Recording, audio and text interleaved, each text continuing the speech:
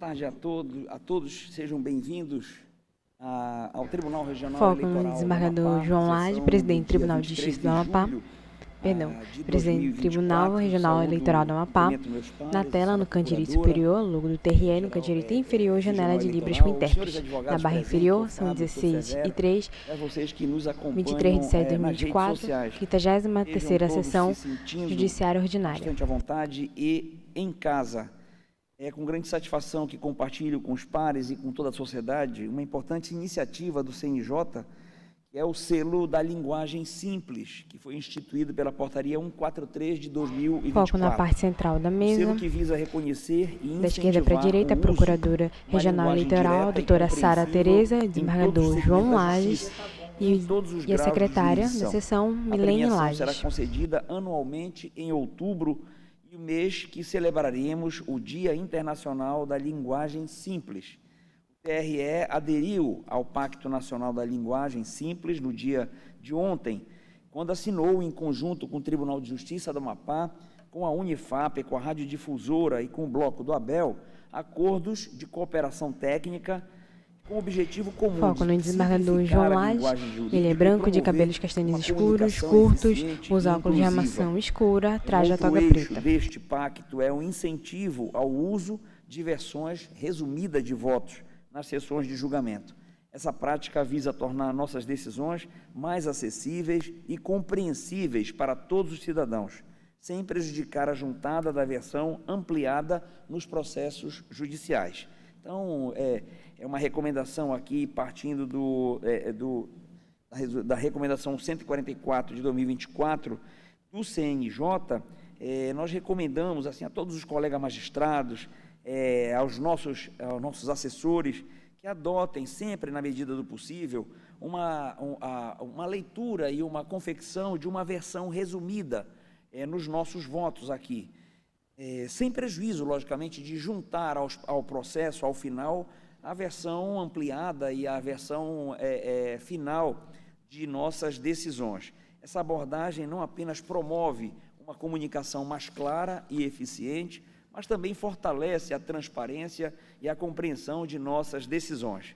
Então, contamos com a colaboração de todos e eu tenho certeza que no ano que vem, quando formos aferir, no Dia Internacional da Linguagem Jurídica, aferir os tribunais que obtiveram mais essa premiação, não tenho dúvida que o TRE da Amapá, como é vanguarda, um tribunal de vanguarda no Brasil, conseguirá certamente mais este êxito. Então, dito isto, nós passamos a anunciar os processos, vamos te retirar de pauta, por despacho nos autos, o item 5, não é isso, Milene? Isso, está retirado de pauta a prestação de contas eleitorais 601.334 de 2022, cujo a interessada é Magdiel Eliton Aires do Couto. Aliás, é o interessado. Esse processo vai ser pautado, já tem data? Presidente. Não está pautado, então não tem data ainda, né? Os demais permanecem na pauta. Então, começaremos pela prioridade para dar possibilidade à CEJUD de, até o dia 31, nós corremos com a publicação dos acordos. Em julgamento, o item 4 é a prestação de contas eleitorais 601.385 de 2022.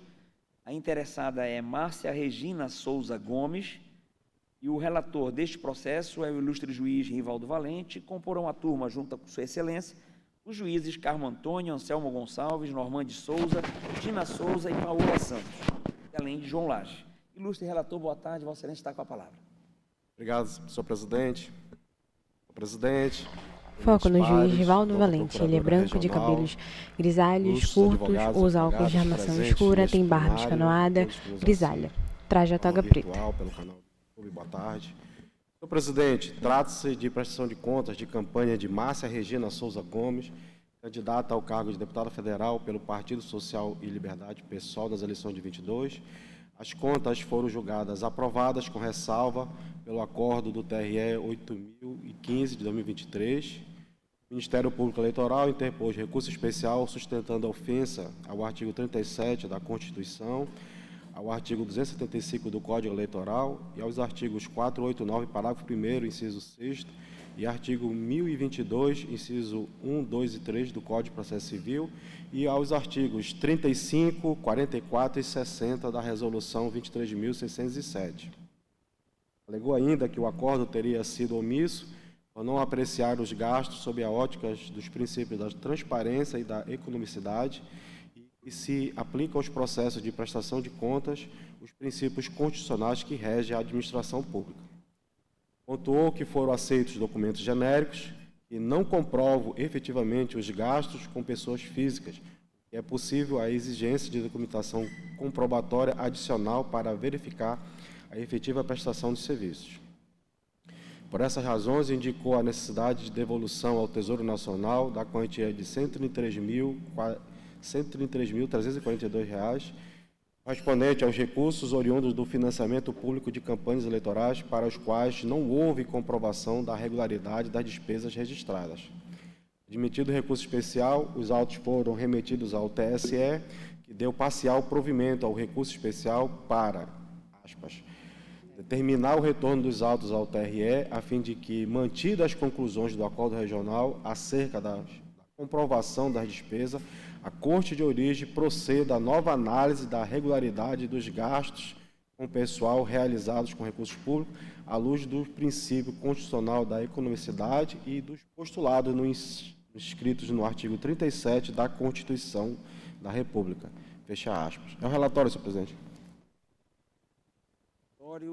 Imagem ampla do plenário. Doutora Sara Cavalcante, boa tarde, doutora Sara. Vossa Excelência está com a palavra. Presidente, foco na Procuradora Regional Eleitoral, doutora Sara Teresa. Advogados aqui presentes, o Ministério Público apenas reitera os termos do parecer já apresentado nos autos. Parecer reiterado, devolvo a palavra. Imagem ampla do plenário. Senhor presidente, conforme relatou-se, por determinação da Corte Superior, foi determinado o retorno dos autos a este colegiado para que seja realizada a análise da regularidade dos gastos com o pessoal realizados com recursos públicos, à luz do princípio constitucional da economicidade e dos postulados no artigo 37 da Constituição Federal. Alega o Ministério Público Eleitoral que as contratações de pessoal não observaram o princípio da economicidade, tendo em vista que os contratos apresentados para comprovar os gastos possuem cláusulas padronizadas, não indicando os locais de trabalho, as horas trabalhadas, a especificação das atividades executadas, bem como a justificativa do preço contratado. Por essa razão, pugna pela desaprovação das contas, assim como o recolhimento ao erário de R$ 133.250, montante referente a todas as contratações de pessoal, as quais reputas irregulares, por terem sido apresentados contratos com cláusula genérica.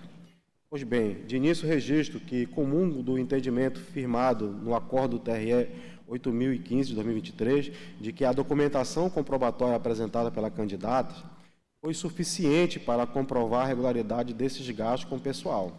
Isso porque, para além dos contratos firmados entre a candidata e as pessoas físicas contratadas, observa-se que, para os gastos, emitiram-se notas fiscais, corroborando-se cada uma delas com respectivos comprovantes de transferência bancária e documento pessoal do contratado, de modo que não há qualquer prejuízo à transparência e à efetiva fiscalização dos recursos despendidos nestes casos.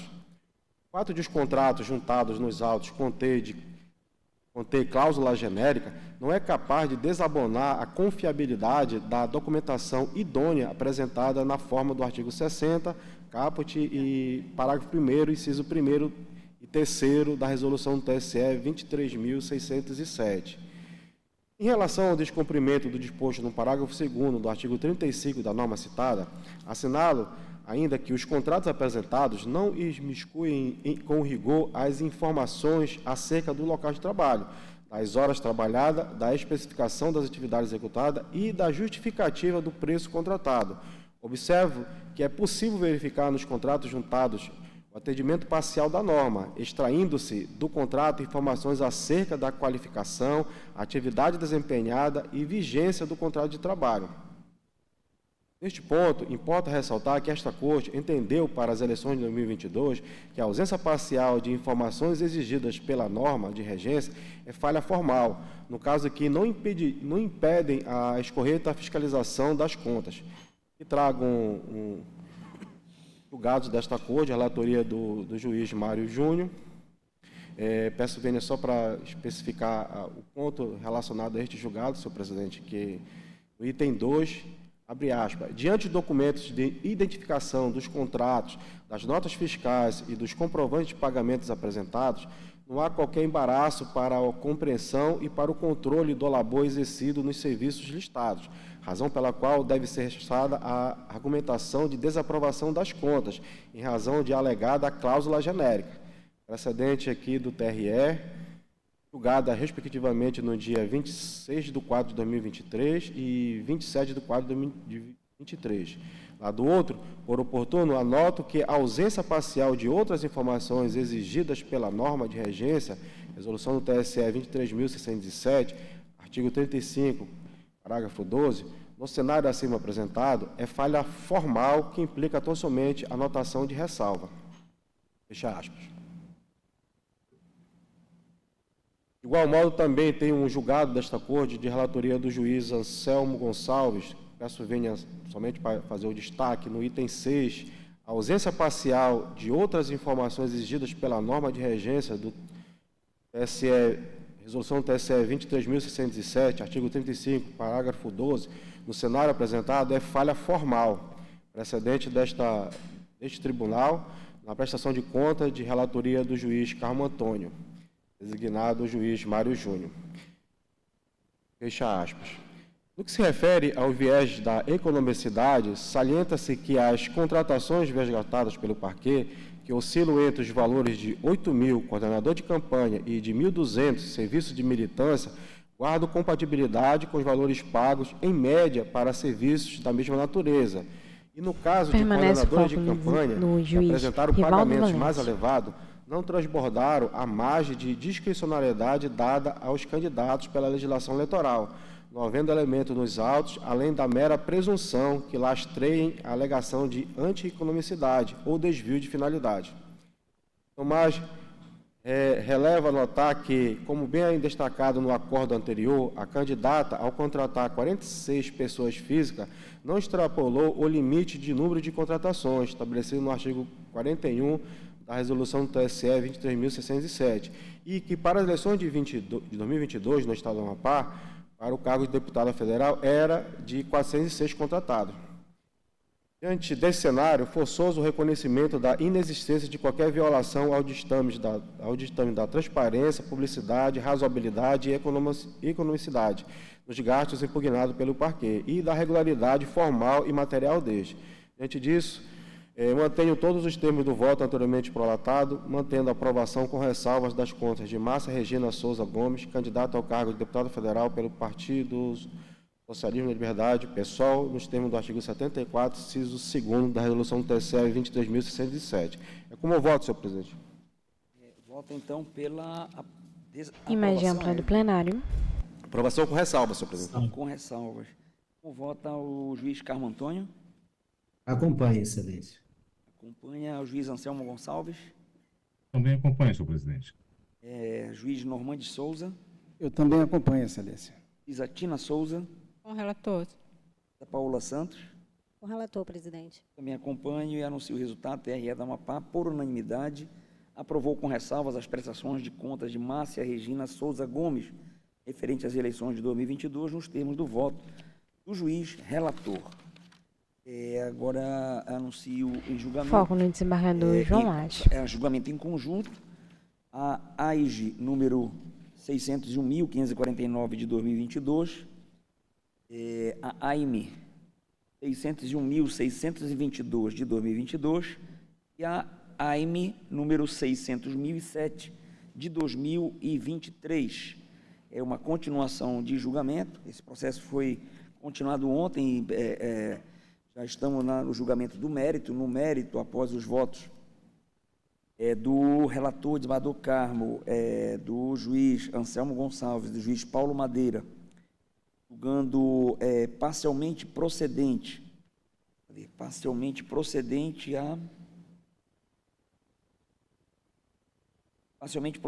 a AIGE e procedente às AIMES, 3 votos pelo julgamento parcial da AIGE e procedente à AIME, Ontem, na sessão de ontem, abriu a divergência a juíza Tina Souza, no que foi acompanhada pela juíza Paola Santos, pela improcedência de todas essas ações. O julgamento, então, foi transferido para o dia de hoje, aguardando o voto do juiz Rivaldo Valente e João Lages. Então, concedo a palavra ao ilustre juiz Rivaldo Valente para proferir seu voto neste processo. Do plenário. Obrigado, senhor presidente. Foco no juiz Rivaldo Valente. Para primeiro esclarecer ao tribunal que ontem não tive condições de participar do julgamento, estava em trânsito, viajando para esta cidade de Macapá. Ainda tentei acessar de modo remoto, mas a internet estava muito deficiente, não consegui acesso. E hoje pela manhã tive a oportunidade de assistir a sessão gravada pelo canal do YouTube, até para conhecer os votos que foram pautados na sessão de ontem, voto inaugurado a divergência, inclusive inaugurada pela juíza doutora Tina, e o voto também da doutora Paola. Então, hoje me sinto seguro para trazer em mesa o meu voto e na oportunidade, agradeço a paciência ao presidente também do tribunal por permitir que traga em mesa o meu voto nesta oportunidade. Senhor presidente, eminentes pares, doutora procuradora regional, ilustres advogados presentes nesta sessão. Senhor presidente, trata-se de ação eleitoral proposta em face das candidaturas do PTB, alegando fraude na cota de gênero nas eleições para o cargo de deputado estadual. A ação alega que as candidatas Sandra de Almeida Nunes, Maria Trindade da Silva Ramos e Maria Mary Ferreira Pastana concorreram de forma fraudulenta nas eleições gerais de 2022. A Constituição Federal e a legislação eleitoral brasileira, notadamente a Lei 9.504, estabelece a obrigatoriedade de uma cota mínima de 30% e máxima de 70% para as candidaturas de cada gênero, visando a promoção da igualdade de gênero nas eleições. A referida norma busca garantir uma maior representatividade feminina no cenário político. Para que se configure fraude à cota de gêneros, é necessário demonstrar que houve um ato deliberado do partido ou das candidatas visando burlar a referida exigência legal. A jurisprudência do TSE tem entendido que a simples desistência de candidatas ou a obtenção de poucos votos não configura por si só a fraude à cota de gênero, sendo imprescindível a comprovação de má-fé ou dolo na ação. Analisando os autos e as provas apresentadas, verifica-se que houve desistência tácita da candidatura de Sandra, motivada por um fato de força maior, qual seja o desaparecimento de seu filho, que justificadamente a afastou da campanha eleitoral.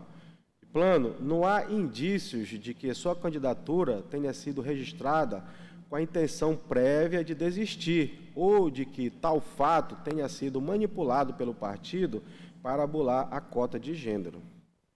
A renúncia de Maria Trindade da Silva Ramos, bem como o indeferimento do registro de candidatura de Maria Mary Ferreira Pastana, apresentados como indícios de fraude na composição da cota de gênero, não caracteriza por si só fraude da cota de gênero feminino. A jurisprudência desta Corte é pacífica no sentido de que a mera ocorrência de renúncia ou indeferimento por si só não configura fraude, sendo necessário um conjunto probatório robusto que demonstra a intenção deliberada de burlar a norma. A renúncia de uma candidatura pode ocorrer de diversos fatores alheios à fraude, como questões pessoais, familiares ou profissionais, que impeçam a continuidade na disputa eleitoral. Do mesmo modo, o indeferimento do registro pode resultar de problemas documentais ou processuais, não necessariamente vinculado a uma tentativa de fraude. Além disso, extrai dos autos que a agremiação, malgrado tenha procedido à substituição das candidatas, manteve a exigência contida no artigo 10, parágrafo 3º da Lei das Eleições, haja visto que também houve a renúncia de uma candidatura do sexo masculino, senhor Ivan César Cardoso Martins, e, posteriormente, o indeferimento, sem que houvesse também substituição das candidaturas de José Natanael Silva dos Anjos e de Elson da Costa Muniz, cumprindo-se, assim, a exigência legal, uma vez que restou ao PTB 12 candidatos do sexo masculino e 6 candidatas do sexo feminino viáveis ao final do pleito. Há que se reconhecer que se manteve a proporcionalidade exigida para cada gênero e não houve qualquer mácula na exigência entabulada no artigo 10, parágrafo 3º da Lei das Eleições. Julgar procedente uma ação eleitoral com base apenas nesses elementos isolados representaria um risco de afastar mulheres do pleito eleitoral, indo na contramão do objetivo da norma, que visa exatamente promover a participação feminina na política. Além disso, tal entendimento poderia desestimular partidos e federações a lançarem candidaturas femininas, temendo sanções com base em indícios frágeis ou até mesmo restringindo candidaturas femininas de novas lideranças, só admitindo candidatura de mulheres que já foram candidatas e tiveram votos razoáveis nas eleições que disputaram, impedindo candidatura com baixa votação. Senhor presidente, até para mostrar de forma configurada, a Justiça Eleitoral, assim como todo o poder público, tem estimulado as candidaturas femininas, até para fomentar. A própria Justiça Eleitoral tem feito uma campanha intensiva para incentivar essas candidaturas, uma vez que o cenário democrático Permanece o foco Brasil no juiz Rivaldo Valente. Mais do sexo masculino. Então, a política de inclusão da mulher nas eleições é um papel também da Justiça Eleitoral. E assim, eu imagino assim a mão da Justiça, quando você juntar as mãos e colocar numa torneira e você deixar encher a sua mão com aquela água, você depois espremer a sua mão com tanta força, a água vai sair, vai esvaziar e não vai sobrar uma gota. Então, a Justiça tem que olhar também cada caso. A resolução que o próprio Ministério Público, e foi apresentado, inclusive, na palestra de Vossa Excelência, que assisti presencialmente naquele congresso internacional em Belém, o seu voto, a sua palestra, senhor presidente, me trouxe a analisar um outro cenário, né, na situação de análise dessa cota de gênero. E é nesse rumo que estou conduzindo, inclusive, meu voto.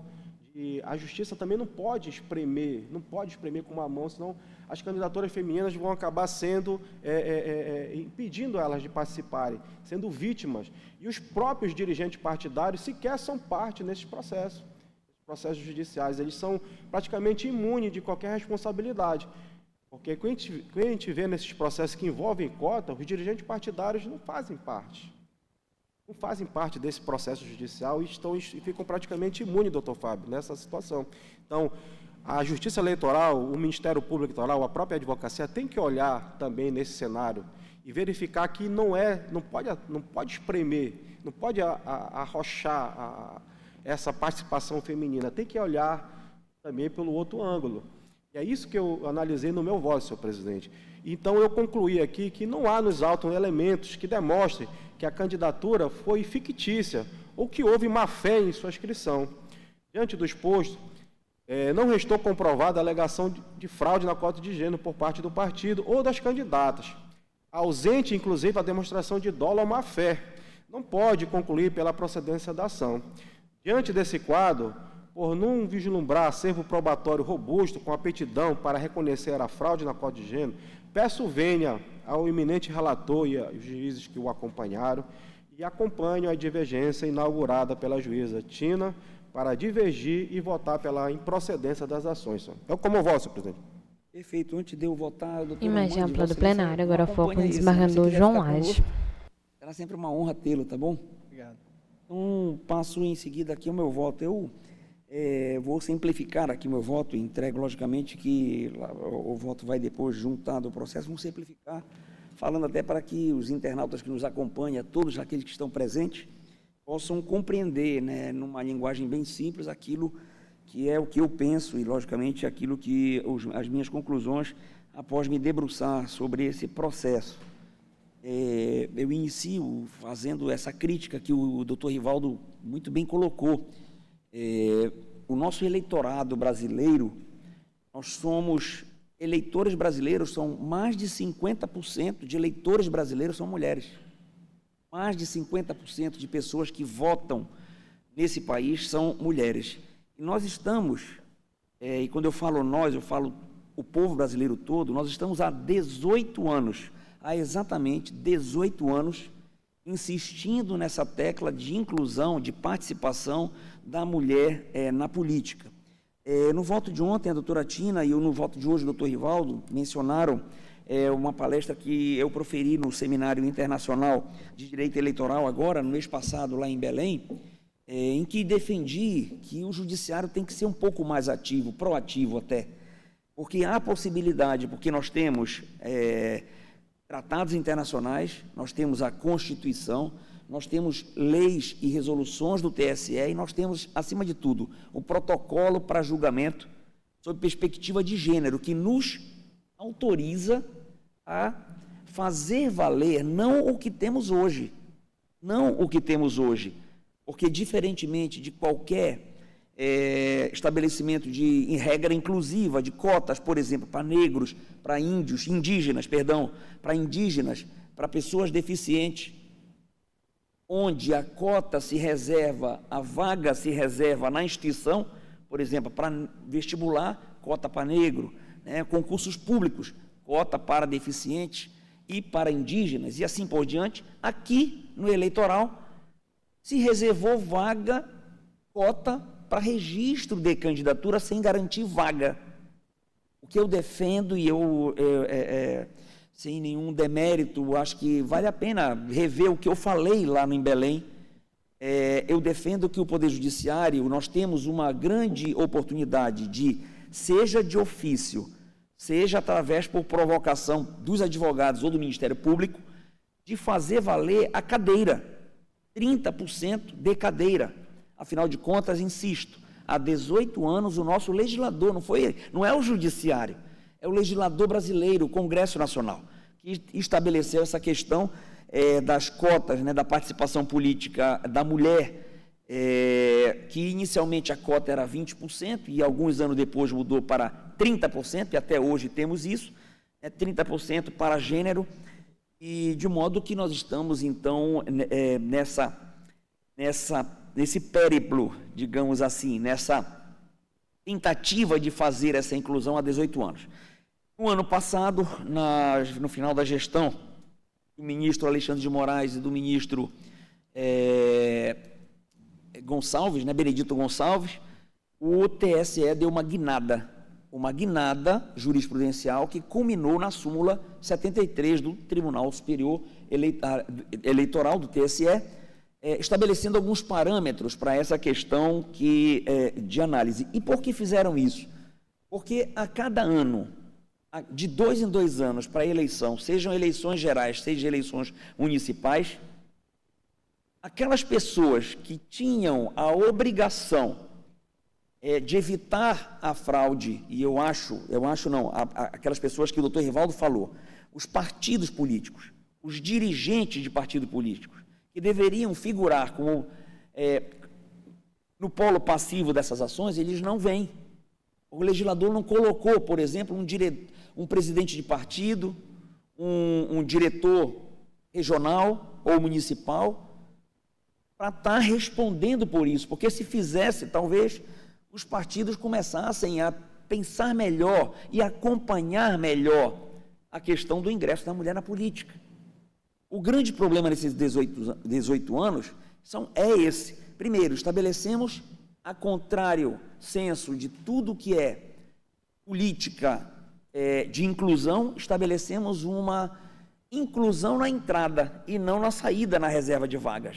E segundo, não responsabilizamos os partidos, que são quem tem a obrigação de garantir a participação feminina e o registro adequado das mulheres na política. Eu faço essa crítica, e enalteço e agradeço a lembrança da palestra que proferi ali em Belém, tanto pela doutora Tina ontem, e hoje pelo doutor Rivaldo.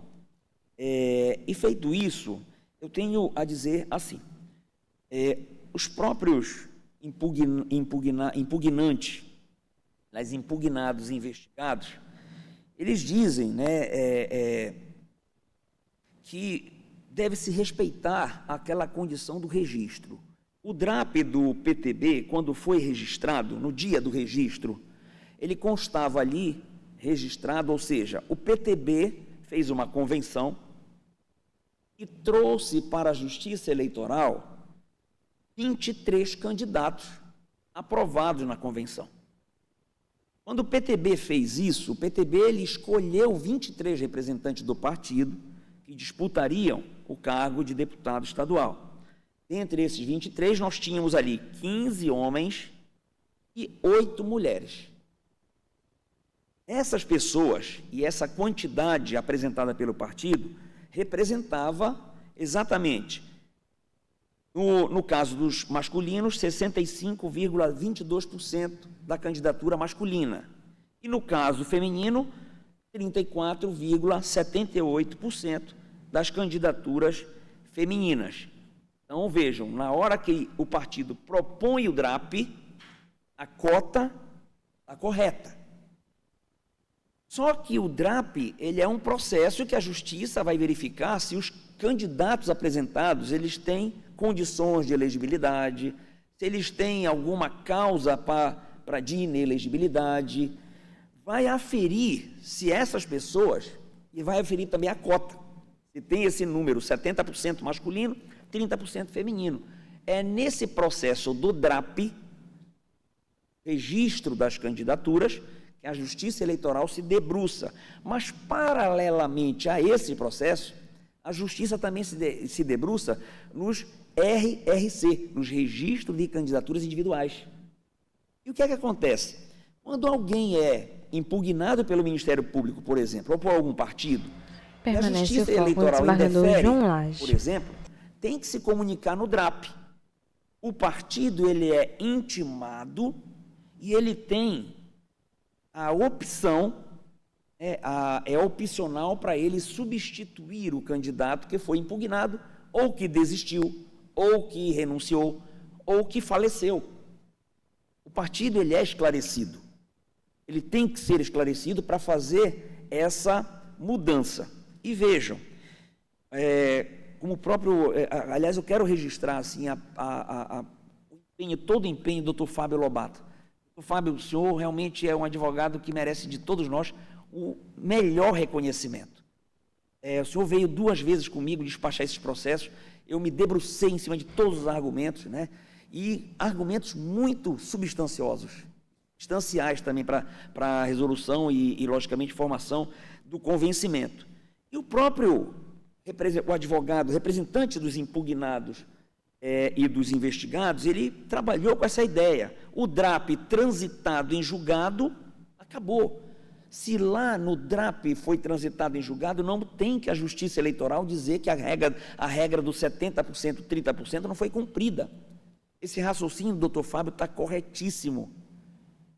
O DRAP, se o partido apresenta 70% e 30% de candidatos, e esse número é adequado e compatível com a cota de cada gênero, transitado em julgado, ninguém mais pode dizer que é mais nem menos, tem que ser aquilo. E aqui reside o problema. Aqui reside o problema. Porque o PTB, ao apresentar o DRAP, ele apresentou 23 candidatos. Foram 23 candidatos, e em cima desse número total, que é 100%, nós temos que fazer a regra proporcional. À medida que vai desistindo gente, vai renunciando, vai acontecendo indeferimentos de registro da Justiça Eleitoral, à medida que isso vai acontecendo, compete ao partido preservar a cota, não em cima do número, fora daqueles que foram registrados. Então, vejam, no caso concreto aqui, foram registrados esses candidatos e, ao longo do caminho, Ivan César Cardoso Martins renunciou. Maria Meire Ferreira Pastana foi impugnada e foi indeferida o registro dela.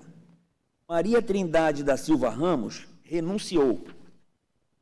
Dielson Costa Muniz e José Natanael Lima dos Anjos foram impugnados.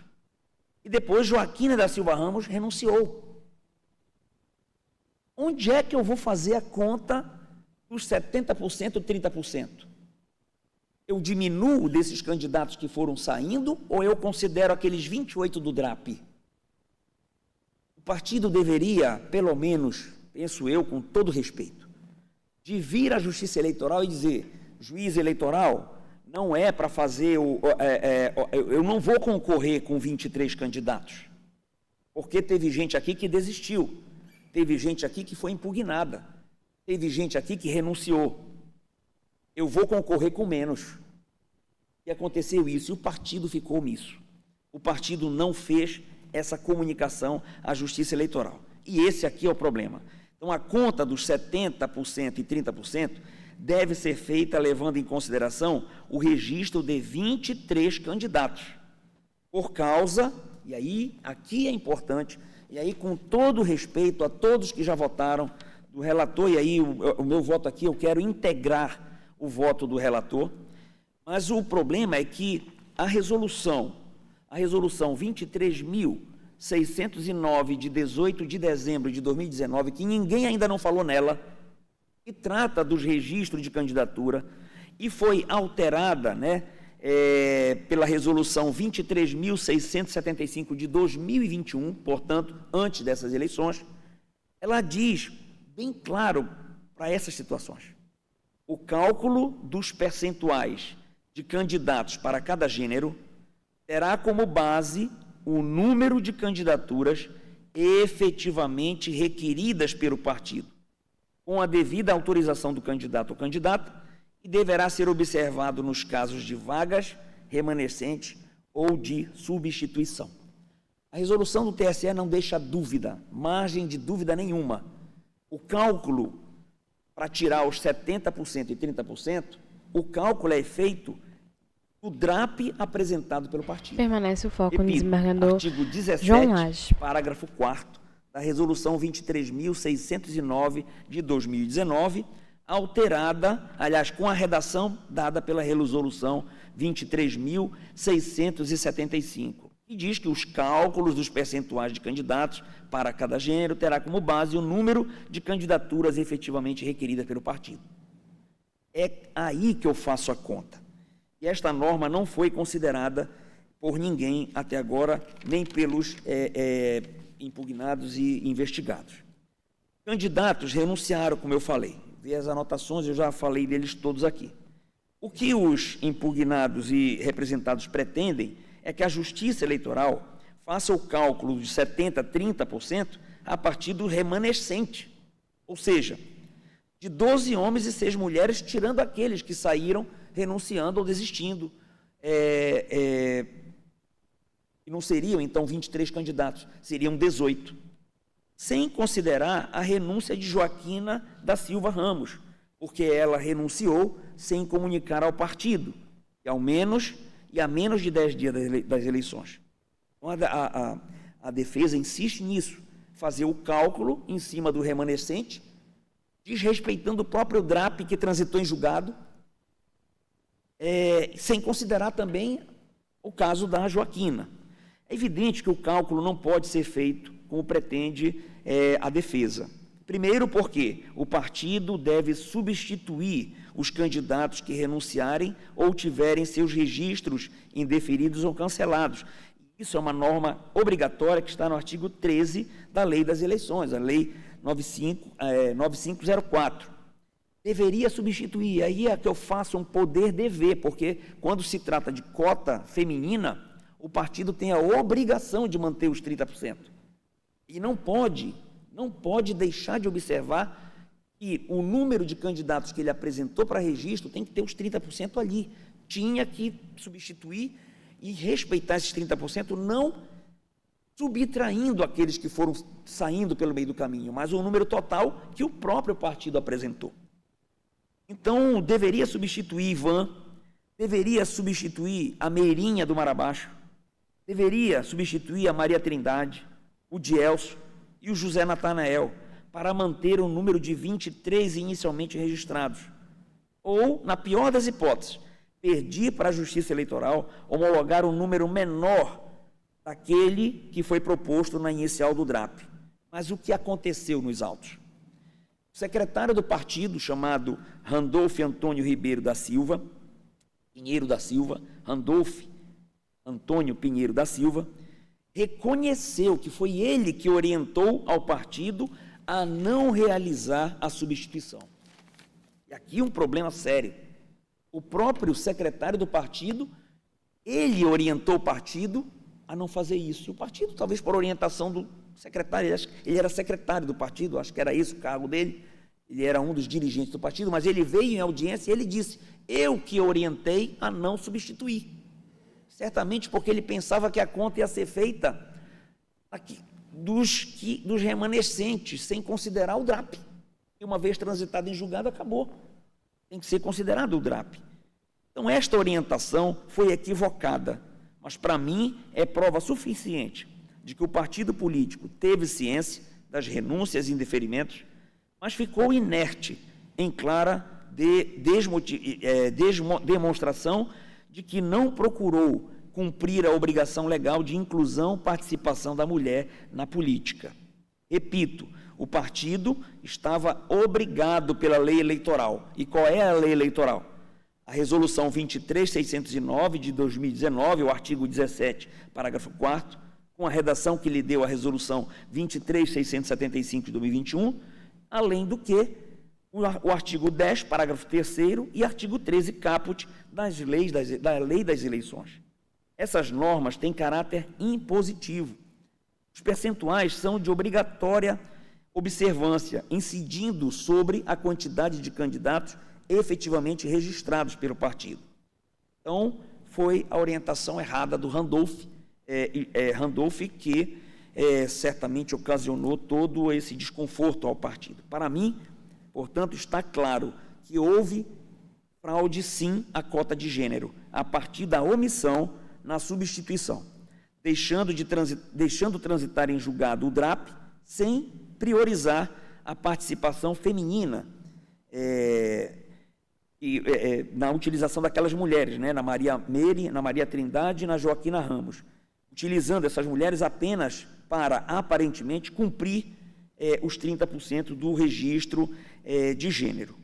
Para mim, a prova, a partir daqui no voto, eu mostro que a prova não é frágil. A meu ver, a prova é substancial que nós temos aqui para reconhecer essa fraude. A meu ver, dá aquela certeza de que um partido reincidente no tratamento de inclusão feminina da mulher e que não regulariza o DRAP,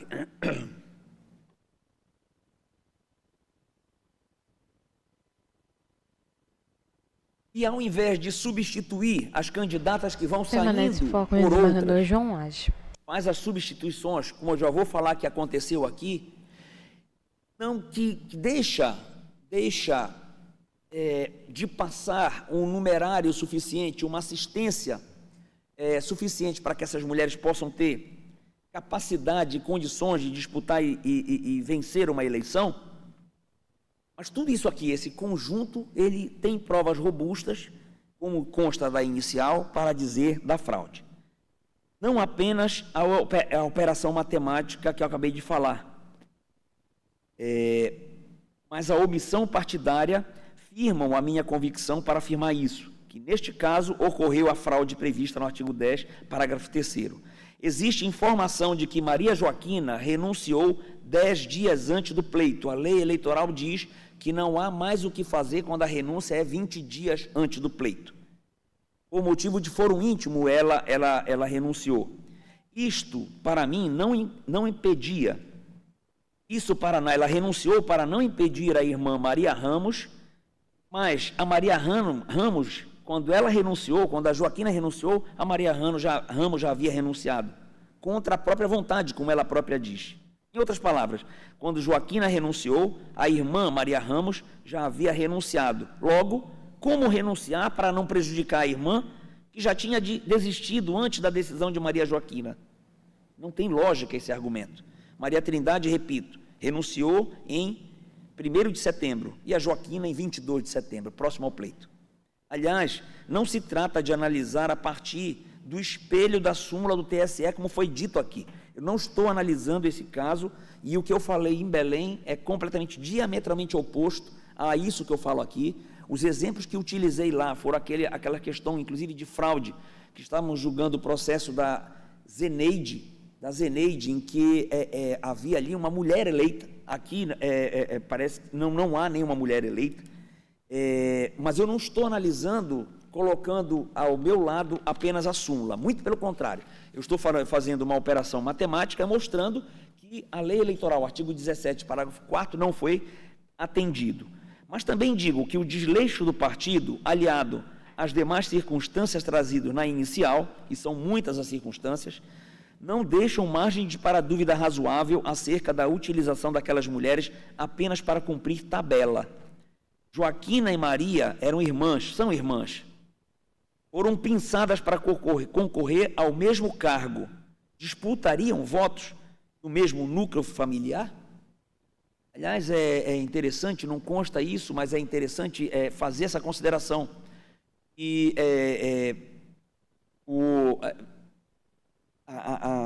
havia a possibilidade de, foi dito pela defesa, que pensaram a Joaquina, que estava concorrendo a deputado federal, quando a irmã saiu, puxaram para deputado estadual, não bate com a situação de uma renúncia, né, da primeira, por motivo de foro íntimo, e da segunda, renunciou depois daquela que havia renunciado, porque poderiam, ao invés de colocar uma irmã e outra irmã disputando o mesmo cargo, poderiam substituir por uma outra candidata, uma outra mulher, que não duas irmãs da mesma família.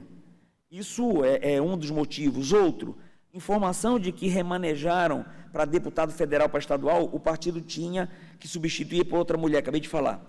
Isso porque a jurisprudência do TSE, referida na inicial, o RESP 600.655 de 2020, aliás, parabenizar, doutora Sara, pela inicial, pela robustez, pelo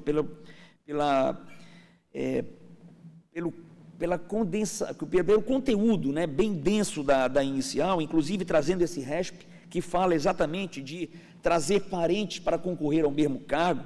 O TSE diz que isso é indício, e no caso aqui, uma quase certeza de fraude, realmente, quando você pega pessoas da mesma família para concorrer ao mesmo cargo, num caso dessa questão de cota, RESP 600.655, 2020. Isso não pode acontecer, segundo a jurisprudência do TSE.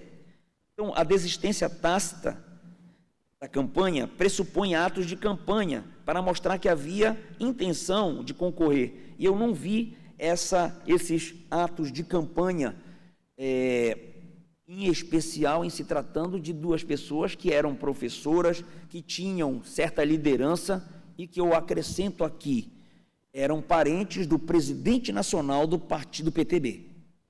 Ambas são tias, salvo engano, de Cássio Ramos, que era o presidente nacional do partido. Então, não faz sentido essas desistências, essa demonstração de falta de campanha e esse parco valor, essa prestação de contas consta da inicial e de todo o processo. Joaquina não fez ato de campanha como deveria ser, e repito, em sendo parente do presidente do Partido Nacional, a campanha deveria ser mais consistente. O partido não lhe deu recursos para concorrer, recursos que deveriam ser melhores canalizados. Há uma reclamação, há uma notícia no processo dizendo que não chegou verba numerária e por isso uma desistiu, a outra acabou, enfim. Demonstração clara de que o único objetivo do partido era realmente preencher formalmente a cota de gênero, mas sem a intenção de efetivar uma regra que é inclusiva e que exige de todos nós uma postura ativa para que isso possa acontecer. Maria Trindade, aliás, as três mulheres que estão mencionadas, Maria Meire, Maria Trindade e Joaquina, não realizaram, a meu ver, atos de campanha, nem receberam recurso suficiente para fazer valer essa cláusula. E do conjunto da ópera, quando a gente pega todo o processo de ponta a ponta, a impressão que me deu e a certeza que me põe é exatamente que utilizaram essas mulheres apenas com número para fazer formalmente um registro, sem efetivamente pensar na inclusão da mulher na política. Então, com essas considerações, e logicamente eu não vou tecer outras, porque o voto do ilustre relator está completo nesse sentido, eu só faço essa fundamentação por dever de ofício, eu tenho que fundamentar e também para agregar, principalmente para agregar essa conta do DRAP. O DRAP é o número de candidatos colocado no DRAP, é esse número que representa os 100%, e sobre ele que tem que ser feita a regra de 3 para ver a situação dos 70% a 30%. Sugiro até que se inclua isso na ementa, porque não procurei, não achei em nenhuma ementa nesse país que trate com essa clarividência de que os 70% e 30%, eles devem ser retirados do DRAP depois de transitado em julgado. É daquele número que a gente tem que fazer conta, e não de remanescentes, né, de candidatos que foram desistindo, que faleceram, ou que renunciaram, ou que foram impugnados ao longo do caminho. Então, com essas considerações, eu acompanho o relator, pedindo venha a todos que votaram em sentido diferente, e anuncio o resultado. O TRE do Amapá, a unanimidade, rejeitou as preliminares, conheceu das ações e, no mérito, por maioria, julgou parcialmente procedente a AIGE e procedentes as AIMES, vencidos os juízes Tina Souza, Paola Santos e Rivaldo Valente. Doutor Fábio, doutor Severo, acho que Vossas Excelências estavam acompanhando esse processo. Obrigado, tá, pela presença. Foco no auditório. E aí, ilustres parem, não há mais nenhum outro processo. Foco no desembargador João Lage. Processo em mesa. Temos sessão amanhã, não, né? Quando é a próxima? A nossa próxima sessão é dia 30. Resta-me, então, antes de encerrar nosso trabalho, desejar a todos um bom resto de dia, tá bom? E um bom resto de semana. Declaro encerrada a sessão. Foi muito... Não, perdão, aos pares, amanhã tem sessão, tá? Amanhã, é que na minha conta estava, por isso que eu perguntei. Então, pronto, amanhã tem sessão, tá? Até amanhã, até às 16 horas. A você que nos acompanhou também, muito obrigado pela companhia. Até amanhã, se Deus quiser, está encerrada a nossa sessão de hoje. Boa tarde. Recording stopped. Uma boa tarde a todos. Imagem ampla do plenário.